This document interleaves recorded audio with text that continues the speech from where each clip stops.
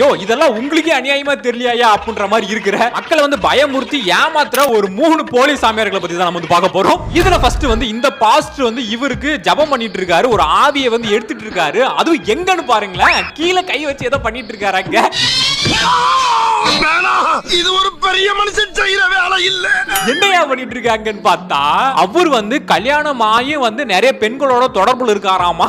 அதனால அவரோட ஒய்ஃப் வந்து இங்க கூட்டிட்டு வந்து விட்டுருக்காங்க. இதுக்கு இவரு அந்த இடத்துல கைய வச்சு அங்க ஒரு ஆவி இருக்குது அப்படின்னு சொல்லி ஜபம் பண்ணிட்டு இருக்காரு.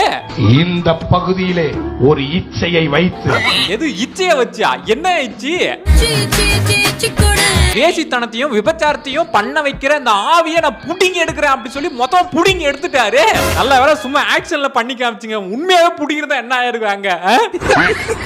அதுக்கு தகுந்த மாதிரி அந்த அங்கிள் வந்து ஆக்ஷன் பண்ணிட்டு இருக்காரு. இல்ல எனக்கு என்ன கேள்வி அப்படின்னா, ஆவி அங்கலாமா போய் உட்காரும்? இந்த அசுத்த ஆவியை அப்படி என்னடா ஆவி அது?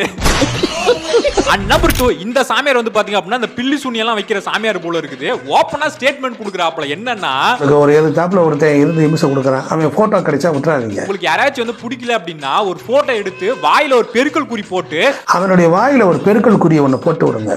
அவன் போட்டோ உள்ள போட்டு தேங்காய் சீல் வச்சு அடைச்சிட்டு கருப்பு துணியில கொண்டுட்டு போய் புளிய மரத்துல கொண்டு கட்டிடுங்க. அவன் கப்சிப்புன்னு உட்காந்துருக்கேன். என்னையா சொல்றீங்க? யோ சாமியார் இருந்துகிட்டு ஏதாச்சும் நல்ல விஷயத்த சொல்லி தருவான்னு பார்த்தா இந்த மாதிரி கெட்ட விஷயத்தெல்லாம் சொல்லி தந்துட்டு இருக்கீங்க. ஆனா இதையும் நம்பி யாரும் பண்ணிடாதீங்க, இதெல்லாம் சும்மா. அது தப்பு. சாரி மச்சி. நம்பர் 3, இந்த பாஸ்டர் வந்து இப்பதான் ஃளைட்லயே வந்திருப்பார் போல இருக்கு. இவர் பயந்து ப்ரே பண்ணிட்டு இருக்காப்ல. இவர் பயப்படுறது மட்டும் இல்லாம அங்க ஃளைட்ல வர்ற மத்தவங்களையும் பயப்பட வச்சிட்டு இருக்காப்ல. இந்த அகமதாபாத்ல ஏர் இந்தியா ஃளைட் வந்து ஆக்சிடென்ட் ஆச்சுல்ல, அதெல்லாம் சொல்லி பீதியை கிளப்பிட்டு இருக்காப்ல.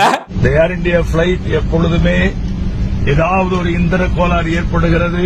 ப்ரோ சூத்து மூடிட்டு கொண்டாந்து உட்காருங்க ப்ரோ. 1008 டென்ஷன்ல இருக்கு ப்ரோ. ப்ளீஸ் ப்ரோ, தப்பா எடுத்துக்காதீங்க. அகமதாபாத் ஃளைட் டேக்கப் ஆன 4 மினிட்ஸ்லயே கீழே விழுந்து அநேக பயணிகள் மரித்து போனார்கள். ஐயோ அதெல்லாம் சொன்னா இன்னும் தான் பயம் வரும். ஆண்டவர் நம்மை பத்திரமாய் கொண்டு செல்ல வேண்டும். எனவே நாம் இந்த விமானத்தை காப்பாத்து ஆண்டவருடைய கையில் ஒப்பு கொடுப்போம். விட்டா ஃளைட்டே ஜீசஸ் வந்து ஓட்ட சொல்லுவீங்க போல இருக்கேயா. நான் ப்ரோ ஒரு அளவுக்கு தான் ப்ரோ, எல்லாமே சும்மா சும்மாலாம் நோண்ட கூடாது ப்ரோ.